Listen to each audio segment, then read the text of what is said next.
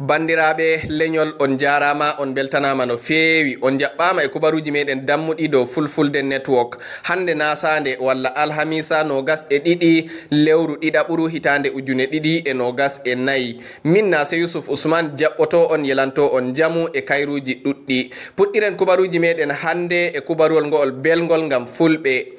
Hitordu maundu ndu Federal High Court to Abuja lamorde leydi Nigeria hande Naasaande walla Alhamiisa hokki gomnati mobgal leydi asawere woore kadi nyalɗe jeeɗiɗi ɓe gerɓa mawɗo dental mi yetti Allah kawtal hoore Alhaji Bello Boɗejo e tuume ɗe ɓe tuumirtamo Justice Iyan e kon mo hitordu maundu ndun hokki umrore nden ɓaawo timmugol nyalɗe 15 ɗe yilorde walla ofisru mawɗo hitoɓe Nigeria wiyete Attorney General of the Federation walla AGF tefuno ngam kanko Bello Boɗejo o sure juuɗe rentoɓe Defence Intelligence Agency ma ɓe timmini biɗitol dow kuuɗe maako.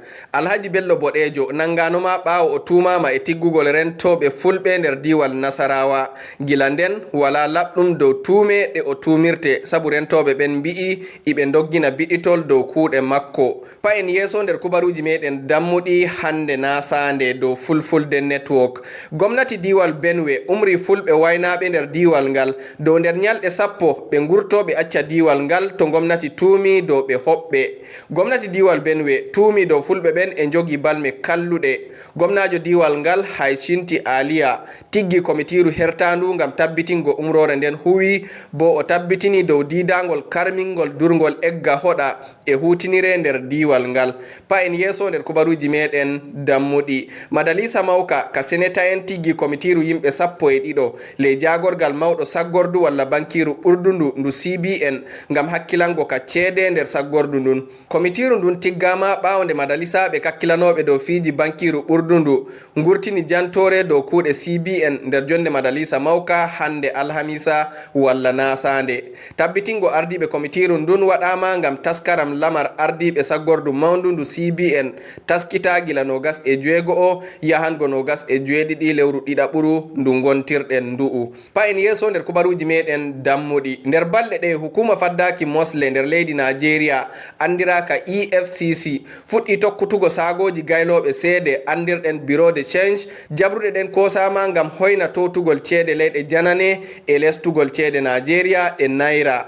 EFCC doggini biɗitol dow sagoji ɗin nder galluje mawɗe ba Abuja e Lagos e ma Kano e Port Harcourt e ma Ibadan to ɓe nangi woɓɓe nder lumoɓe ceede ɗen. Kenya alarba walla njeslare ceede dala kewti naira 1,950 dow dalayel gotel nder luɓe ceede ɗen to Abuja lamorde Nigeria. Towtugol ceede dala fooɗi towtugol coggu kare sanne nder leydi Nigeria hunde nde haɓani ɓurugo sembe gomnati. En pa yeeso nder kubaruji meɗen dammuɗi. Dental lumoɓe nder leydi Nigeria andirangal Trade Union Congress walla TUC wi dental golloɓe ngal NLC andinaɓe dow ka fuɗɗugo wankore nyalɗe ɗiɗi gila 27 yahango 28 lewru ndu'u nder leydi Nigeria. Secretaire mawɗo dental ngal Nuhu Toro nder ɓatake o windani dental NLC o holli mette maɓɓe e soyde andingo dental lumoɓe ngal Festus o sifo ɗowata hidde ɓe andini jabruɗe wankore nder leydi Nigeria. Nder kubaruji meɗen caaliɗi mi andinino on dow dente NLC e TUC dokki gomnati Nigeria nyalɗe 14 ɓe kumta kaɓɓodiral hakkunde maɓɓe dow hoytingo ɓillare ummatore gidata ɓaawo ittugol mballa dow coggu nebbam petrurjam hitande salinde. En pa e yeeso nder kubaruji meɗen dammuɗi. Gomnajo diwal Lagos Babajide Sanwo Olu andini jabruɗe gomnati diwal ngal hoosi ngam hoytinango ummatore diwal ngal ɓillare ngendam ko Nigeria ɓe fuu gontiri joni. Sabu caɗele ngendam nder leydi Nigeria yimɓe ɗuɗɓe gurtake wankore balɗe caaliɗe nder galluje mawɗe ba Kano e Minna nder diwal Niger e Abeokuta lamorde diwal Ogun e ma diwe goɗɗe. Gomnajo Lagos on wi'i nder jabruɗe gomnati makko o wi golloɓe walla huwoɓe gila darnde arandere faa yotto darnde 14 kuway nyalɗe 3 tan nder asawere. Nden golloɓe gila darnde 15 yahango darnde 17 kuway nyalɗe 4 nder asawere. Amma kadi ɗustugol nyalɗe kuugal hawtaka e janginoɓe ɓe jokkay yahugo jangirle nder nyalɗe 5 nder asawere. Non ma gomnajo on wangini dow gomnati taskitake ngam nyamnugo yimɓe famɗi kamɓe ujunere nde fini fuu. Ha fahin gomnati maɓɓitay luuɓe nyamdu e coggu lestungu nder diwal ngal. Nder jabruɗe gomnati maako nyawdorɗe nder diwal Legas jaɓɓoto daygol caahu. Gomnati diwal ngal ɗustay ceede jahale nder diwal ngal e daaɗe 25. Ɗe kadi ngoni jabruɗe ɗe gomnati diwal Legas hoosi ngam hoytinango ummatore diwal ngal caɗele ngendam e yelago kadi diwe goɗɗe ma kosay jabruɗe ɓurɗe baɗe. Gomnati Bola Ahmed Tinubu e taskito ngam ɓeydugol ceede wallinde ngam famɗa sembe en millionji 12.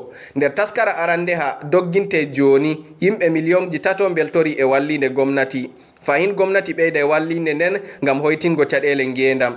Jagorɗo walla ministajo ceede e jerugol faggudu Wale Edu andini taskara kan nder kawral golloɓe nder gallure Uyo lamorde diwal Akwa Ibom. Honunkoɓe Nigeria mbari balmankejo kalluɗo nder tayre woyla hirnange andiraɗo e mboɗeri. Bano honunkoɓe ɓen pamtini mboɗeri woni mo ɗowi saggarle en ɓe kippino duɗal elto honunkoɓe Nigeria andira NDA nder diwal Kaduna e nguyka fukaraɓe Yawuri nder diwal Kebbi e ma fukaraɓe jaaɓi hattirde Greenfield nder diwal Kaduna.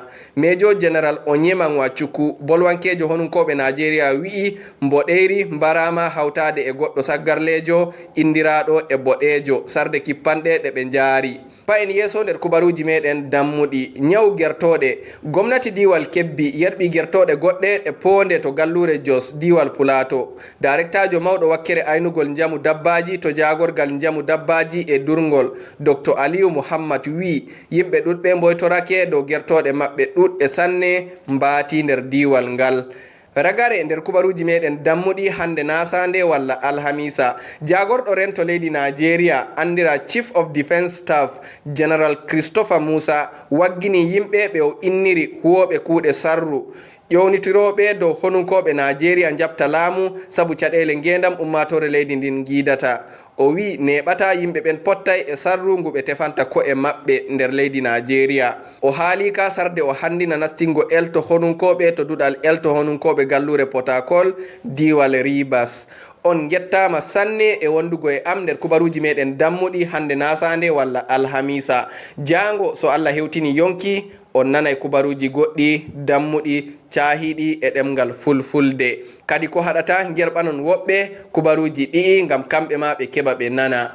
So komi waddanta on e fottana on kadi ko haɗata jokkoɗon yam dow jayjayde am nde YouTube kadi on tawayam e @fulfulde network. On gettama sanne. Min Nase Yusuf Usman yelanto on jamu e kayruji ɗuɗɗi.